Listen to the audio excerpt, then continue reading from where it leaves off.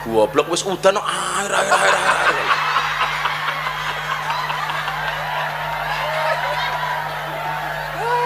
Tapi tak delok-delok Pak Sudaryanto itu seperti air. Sederhana sih tapi penting. Iya. Nung yo wetengmu aja gede-gede. Bupati kok wetenge gede. Dicilike dhek, Pak. Soalnya gajah niku lak kelon ra tau gelem didelok karo wong, soalnya gajah niku isin, awake gede manuke cilik.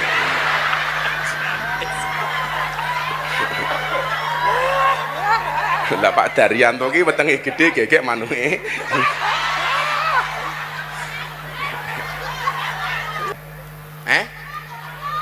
Apa nih? Bosokane. Borokan ki apa?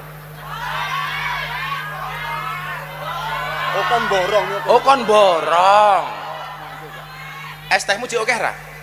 Masih. Ya kono didol goblok.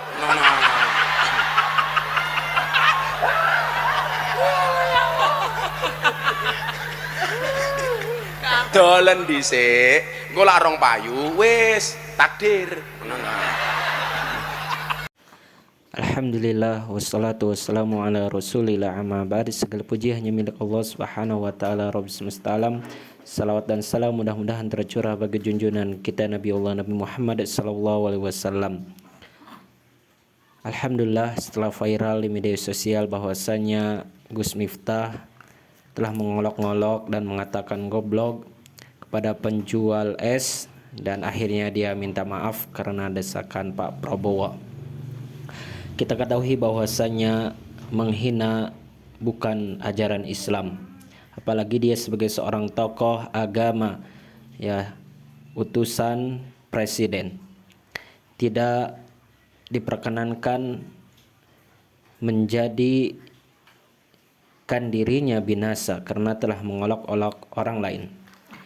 Dan juga Allah Subhanahu wa taala telah mengingatkan kita semua agar berhati-hati tidak mengolok-olok orang lain. Sebagaimana Allah Subhanahu wa taala berfirman dalam Quran surat Al-Hujurat ayat 11, "Ya ayyuhalladzina amanu la yaskhar qaumun min qaumin asa ay yakunu khairan minhum wala nisa'un min nisa'in asa ay yakunna khairan minhun.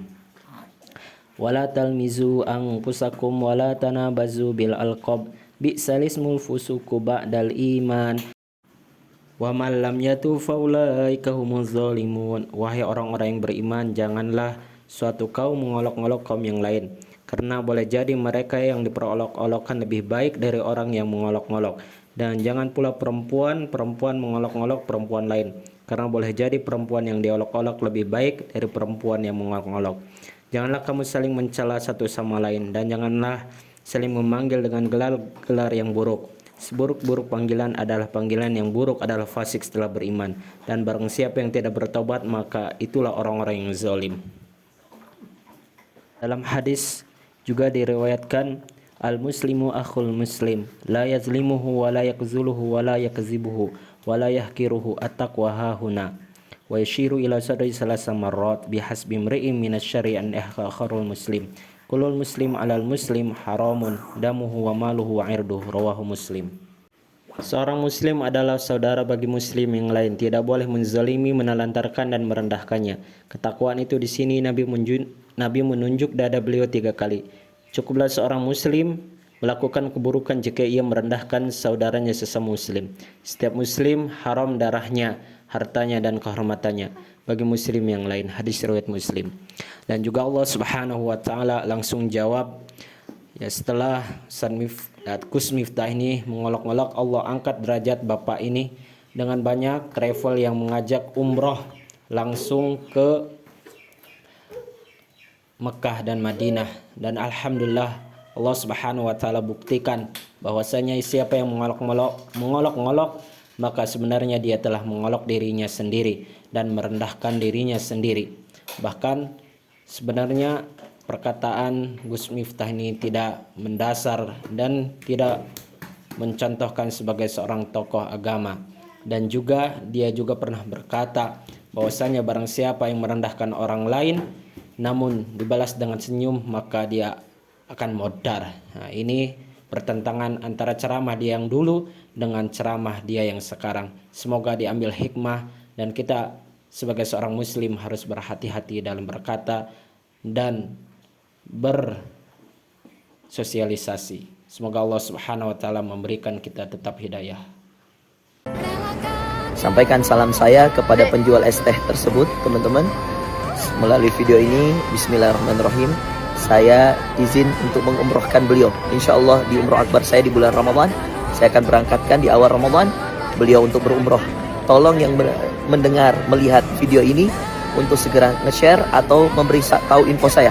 Tolong hubungi nomor admin saya yang ada di bawah ini untuk kemudian konfirmasi di mana dan daerah mana beliau tinggal. Insya Allah kami akan uruskan untuk umroh di awal Ramadan. Bismillah, tawakkalna ala Allah. Dan sampaikan salam saya kepada seluruh ayah yang mencari nafkah, seluruh bapak yang menjadi pejuang nafkah halal.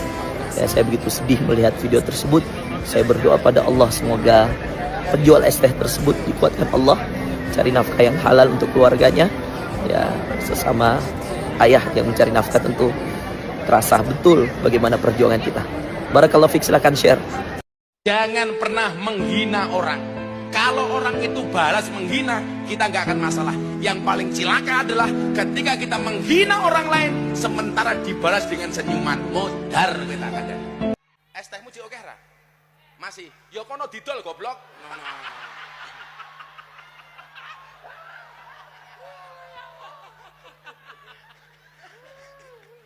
Dolen dhisik. Larung Pak. Wis, nanti.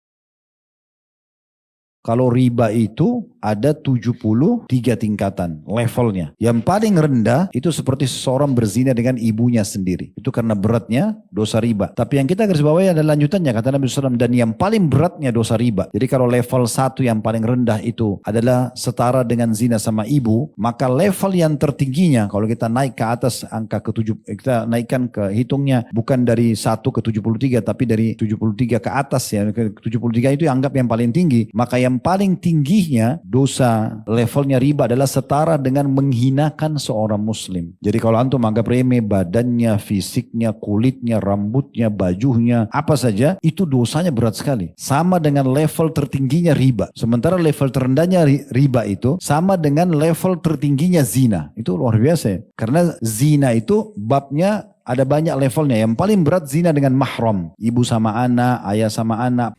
الحمد لله رب العالمين